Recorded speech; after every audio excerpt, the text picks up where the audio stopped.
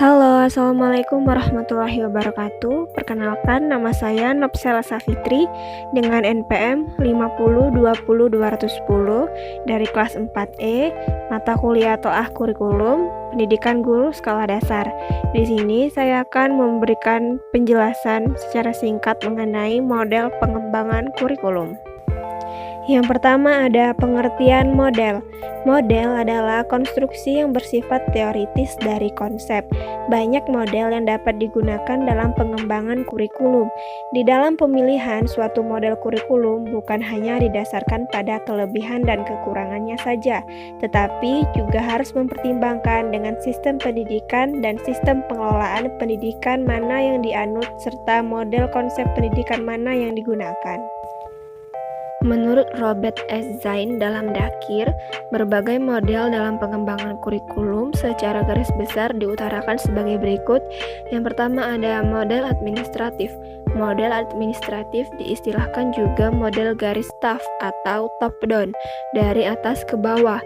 Pengembangan kurikulum dilaksanakan sebagai berikut.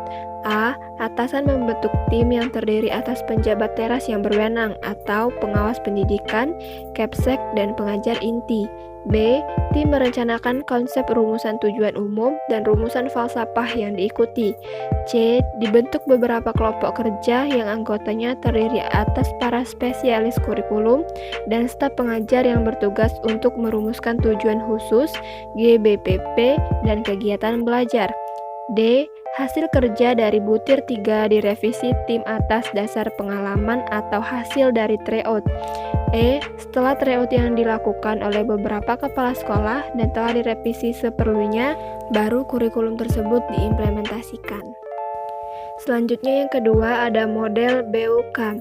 Model ini dikembangkan oleh G.A. BUKAM pada tahun 1964 dalam Zakir. Langkah-langkahnya adalah A. Suatu gagasan pengembangan kurikulum yang telah dilaksanakan di kelas, diperluas di sekolah, disebarkan di sekolah-sekolah di daerah tertentu, baik berskala regional maupun nasional yang disebut arena.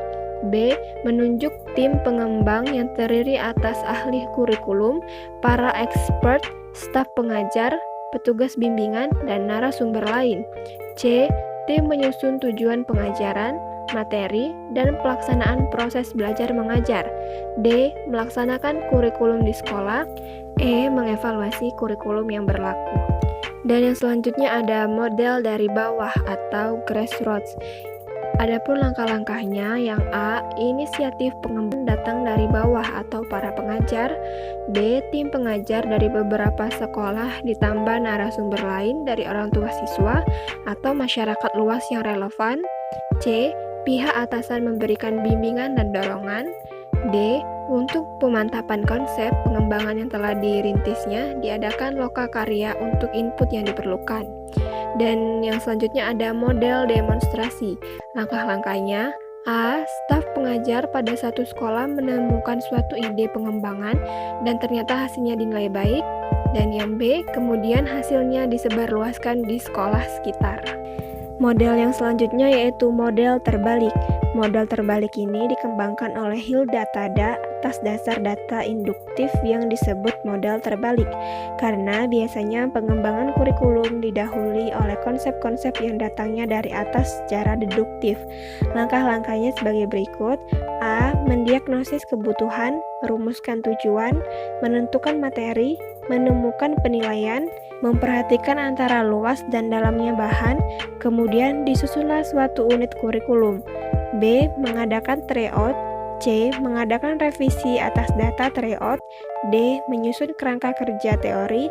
Dan yang E. Mengemukakan kurikulum baru yang akan didiseminasikan. Selanjutnya ada model hubungan interpersonal dari Rogers. Kurikulum yang dikembangkan hendaknya dapat mengembangkan individu secara fleksibel terhadap perubahan-perubahan dengan cara melatih diri berkomunikasi secara interpersonal. Langkah-langkahnya, yang pertama A. Diadakan kelompok untuk dapatnya hubungan interpersonal di tempat yang tidak sibuk. B. Kurang lebih dalam 1 minggu, para peserta mengadakan saling tukar pengalaman di bawah pimpinan staf pengajar. C. Kemudian, diadakan pertemuan dengan masyarakat yang lebih luas lagi dalam satu sekolah. Dan selanjutnya, pertemuan diadakan dengan mengikut sertakan anggota yang lebih luas lagi, yaitu mengikut sertakan para pegawai administrasi dan orang tua siswa. Baiklah, mungkin itu saja materi dari saya mengenai model pengembangan kurikulum. Semoga bermanfaat. Terima kasih.